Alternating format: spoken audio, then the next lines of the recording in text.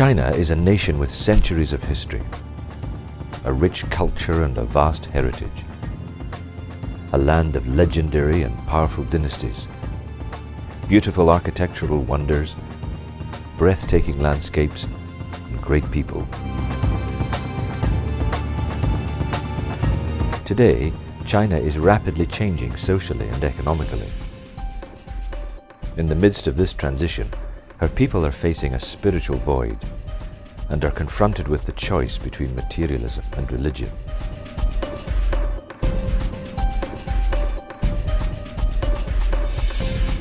Though the Chinese Communist Party still officially upholds the ideology that there is no God, its impact on Chinese society is far less than materialism.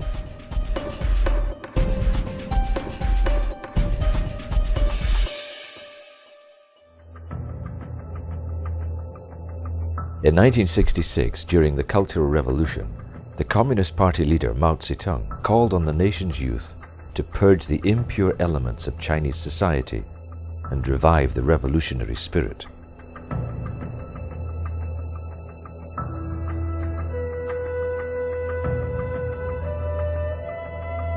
This event drastically increased persecution for Christians in China, and many believers suffered imprisonment, torture and death. Such events fueled the Chinese house churches movement, also known as the underground church, which developed after 1949 as a result of the communist government demanding the registration of all religious organizations.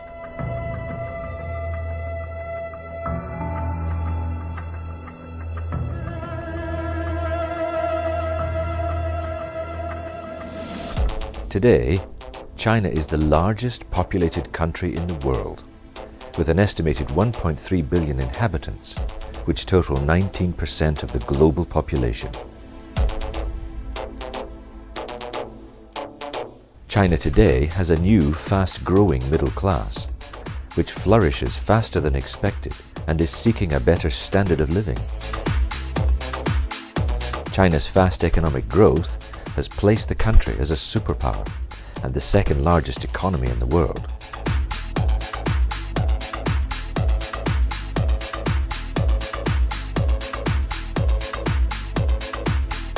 Within the rise of prosperity, cash flow and buying frenzy, many Chinese people fail to see that there is a veil of dazzling lights and the promise of wealth, hiding the fact that China continues to be a communist regime and a socialist state.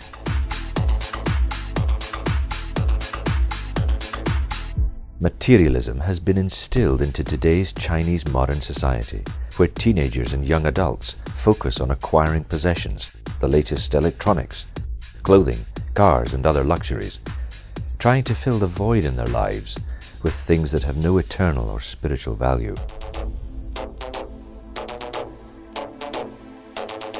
China is still rapidly changing, this time in a social and economic revolution known as the Chinese economic boom, which has been 30 years in the making and has also impacted the lives of Christian believers in many ways.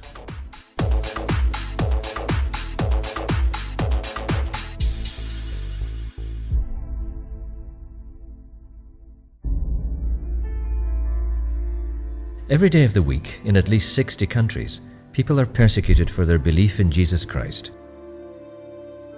Some of us often wonder who these believers are, who is persecuting them, and why. To answer these questions and more, Open Doors International has been gathering data for more than 50 years. The result today is the World Watch List, the best known, most widely accepted, authoritative source of information about the persecuted church. The World Watch List is compiled through extensive research at a field level. The list represents measurements that include places believers are being smashed through violent means, as well as places the church is being squeezed out of existence through more subtle means. Through a scoring grid, the World Watch List takes into consideration which kinds of Christians are being persecuted, where, as well as the level of intensity in any given countries. These factors are incorporated by viewing persecution in the spheres of private life, family life, community life, national life, and church life. It is not simply a compilation of statistical data. The World Watch List is a global expression of the realities of persecution faced by individuals who have decided to follow Jesus.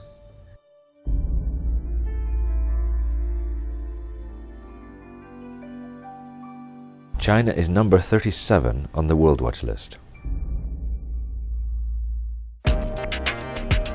Many people around the world today assume that in such a modernized country as 21st century China, no one could be persecuted for their faith. But Christians in this nation still experience certain levels of persecution.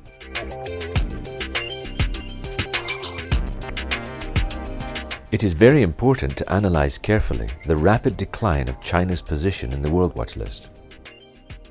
In 2001, China was number 4 on the list, as one of the countries where Christians were suffering the most persecution for their faith. And since then, all the way to 2014, we see a dramatic drop in the ranking to position 37 in 2014. Nevertheless, there is still persecution of Christian believers in China today, but this positive and rapid change has brought new hope for Christian believers in China.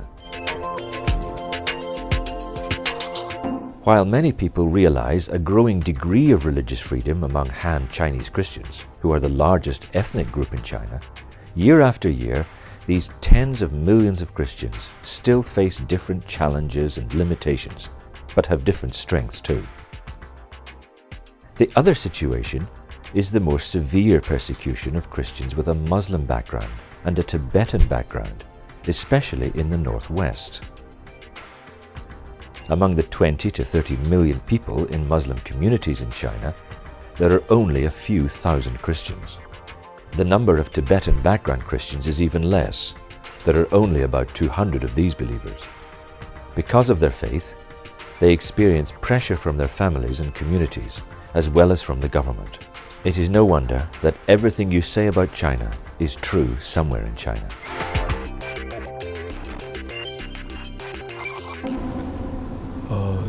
其实在中国的这样的发展的时候，教会有很多的教会，甚至一半以上的教会，50%以上的教会并没有改变，所以他们是比较封闭的。还是以前的思想认为教会和社会是完全不能在一起的。还有就是在这样的情况下不能真正的改变的话，我们不能影响这个社会去都相信上帝这样。因为中国教会在牧养方面其实做的不是太好了，所以如果长时间在牧养上还有解释圣经上管理模式上没有什么任何改变的话，很多年轻人会马上流失掉。所以除了城市教会里面，现在农村已经看到普遍这个现象了。城市教会兴起的时候，其实他们在牧养上还有在解经上有很大的改变，还有管理上。其实如果讲到城市教会去帮助农村教会的话，不如说他们如果能一起配搭的话会更好。因为每一个教会群体会牧养不一样的人群，不能说农村教会现在这样的牧养已经不好了，而是它只是不能够继续传递下去对年轻人的牧养，其实对于农村的很多年纪大的人是很好的。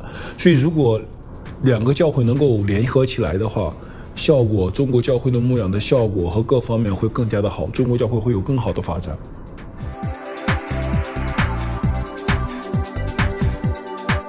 The challenge faced by many leaders and pastors who have spearheaded evangelism is that they are older.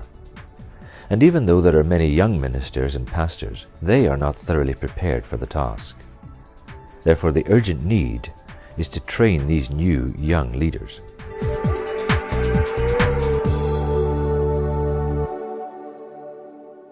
In China today, many people face similar problems. This current generation of youth feel increasingly stifled. Looking at the emerging churches, I feel that pastors especially need to help this generation of believers. God can use us to serve this generation of young people and raise up more of them to serve Him. We may be from different eras, and the methods and ways of expressing ourselves may have changed. But the truth doesn't change. And God doesn't change. Another challenge for the few thousand Christian believers in Islamic regions is to openly share their faith and evangelize, since such activity is illegal and prohibited.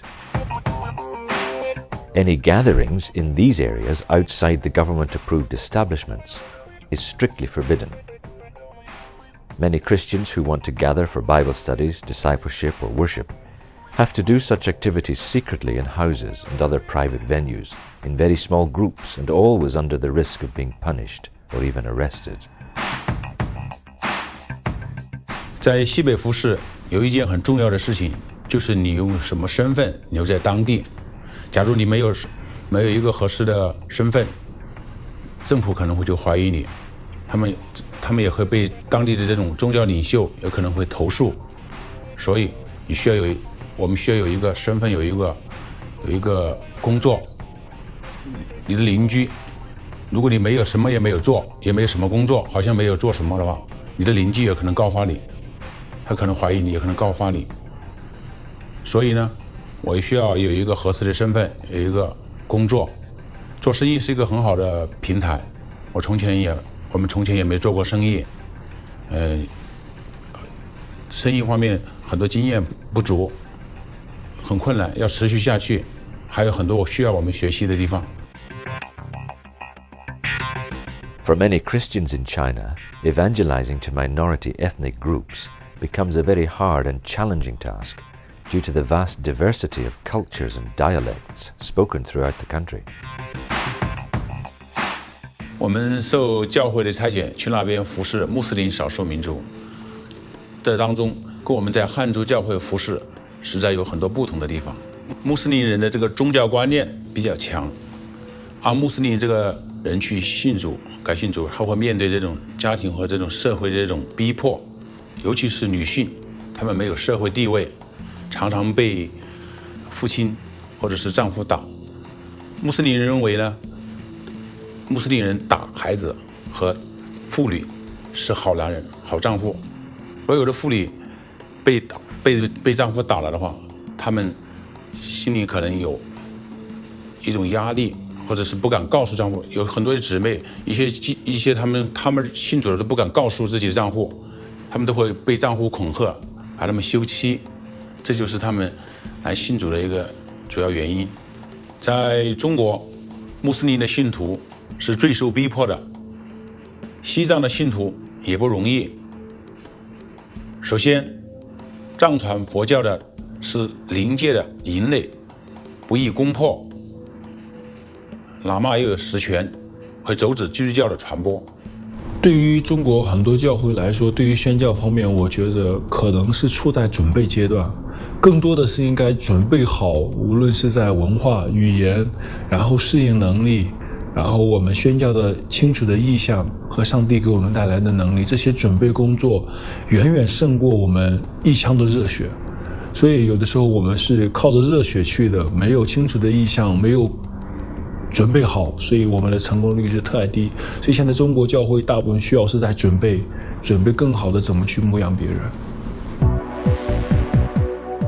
China has been changing with astonishing speed in the last 3 decades. Although many Christian believers still suffer some level of persecution today, in the past 30 years, the number of Christians has increased from 3 million to between 80 to 90 million believers. Our fellow Christian brothers and sisters in China need our prayers and support while facing the many challenges still to come. We need to pray for the generation of young people who must eventually rise up to take their place in society. What beliefs and life values would they bring to replace those of the 30-something and 45-something-year-olds that are movers and shakers of the current generation? As my generation of young people reaches this age, we need to be concerned with the stage of our churches, whether in the cities or in the villages. If the church becomes weaker, we may lose our effect on society. Many people might not even know of the God we believe in. But if today's emerging churches rise up and influence those beside us, we can change society. 希望他们能在这种逼迫和这种孤单中坚强的站稳，不要背弃信仰。第二，求主保守他们能承受这种逼迫和这种患难。第三，求神保守，能够兴起教会和领袖，让他们能够灵命的成长，求主保守，让像我们一样的这种夫妇汉族宣教士继续的服侍，有智慧的来接触他们，让我们得到这种教会和更多的肢体的支持。